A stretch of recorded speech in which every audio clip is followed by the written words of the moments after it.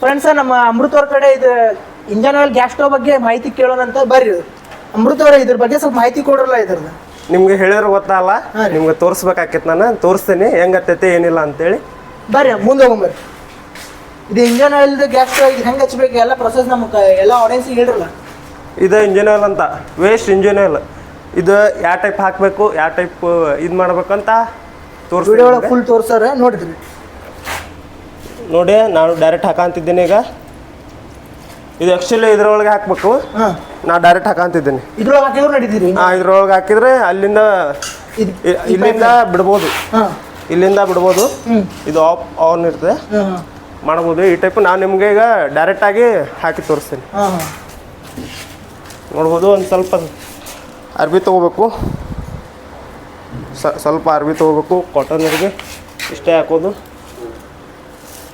ಸ್ವಲ್ಪ ಟಿನ್ನರ್ ಹಾಕೋದು, ಭಾಳ ಟಿನ್ನರ್ ಯೂಸ್ ಆಗ್ತೈತ್ರಿ ಇದಕ್ಕೆ. ಸ್ವಲ್ಪ ಹಾಕ್ಬೇಕು. ಇದಕ್ಕಂದ್ರೆ ಇದು ಜಲ್ದಿ ಬಿಸಿ ಆಗ್ಬೇಕಂತ ಹಾಕಬೇಕು. ಈಗ LPG ಪ್ರಾಬ್ಲಮ್ ಭಾಳ ಆಗಿದ್ದಕ್ಕೆ ಒಟ್ಟು ನೀವು ಅಷ್ಟು ಐಡಿಯಾ ಚಲೋ ಮಾಡಿರಿ ಒಟ್ಟು ಇದೆ. ಹೌದು ಸರ್.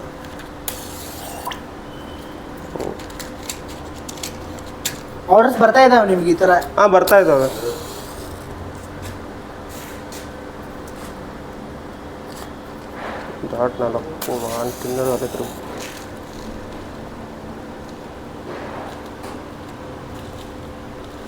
ಸ್ವಲ್ಪ LPG ಇದಕ್ಕೆ ಯೂಸ್ ಮಾಡಂಗಿಲ್ಲ? ಏನು ಮಾಡೋದಿಲ್ಲ, ಡೈರೆಕ್ಟ್ ನೋಡಿ. ಈಗ ಯಾವ ಟೈಪ್ ಹತ್ತೈತೆ ಅಂತ ನಿಮ್ಗೆ ಡೈರೆಕ್ಟ್ ಆಗಿ ಹೇಳ್ತೀನಿ. ಸ್ವಲ್ಪ ಕಾಯೋ ಮಟ್ಟ ಸ್ವಲ್ಪ ಇದಾಗುತ್ತೆ.